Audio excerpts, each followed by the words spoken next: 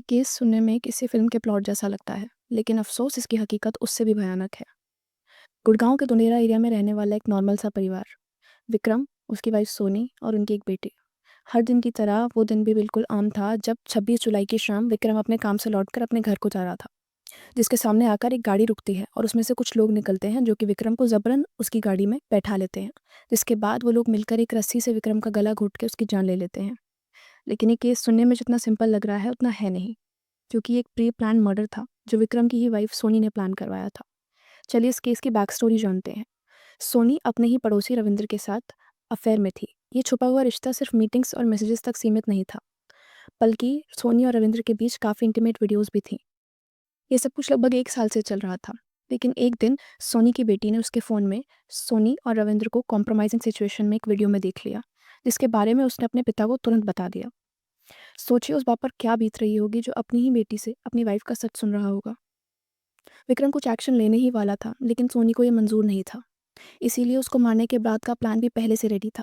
विक्रम को मारने के बाद रविंद्र तुरंत उसकी बॉडी को मोहम्मद जरसा नाम के गांव में ले गया, जहां उसके चाचा संतरपाल ने पहले से गड्ढा खोद रखा था। उनके साथ इस प्लानिंग में मनीष और फरियाद नाम के 2 लड़के और शामिल थे। विक्रम को मारने से लेकर उसकी बॉडी ठिकाने लगाने तक सोनी और रविंद्र रेगुलर कॉन्टैक्ट में थे। लेकिन इसके बाद शुरू होता है सोनी के साइड का ड्रामा। 28 जुलाई की शाम सोनी अपने नज़दीकी पुलिस स्टेशन में गई और वहां उसने एक मिसिंग रिपोर्ट दर्ज कराई और उसने कहा कि उसका पति 2 दिन से घर नहीं लौटा है। इसके बाद 31 जुलाई को फिर जाकर सोनी ने एक रिपोर्ट दर्ज करवाई, लेकिन इस बार उसने कहा कि उसका पड़ोसी रविंद्र उसे सेक्सुअली असॉल्ट करता था।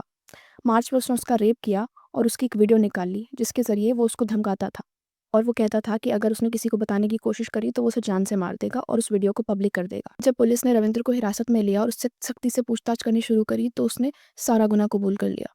उसने बताया कि कैसे वो और सोनी 1 साल से अफेयर में थे और कैसे विक्रम को सारी बात पता चलने के बाद दोनों ने मिलकर विक्रम को मारने का प्लान बनाया था।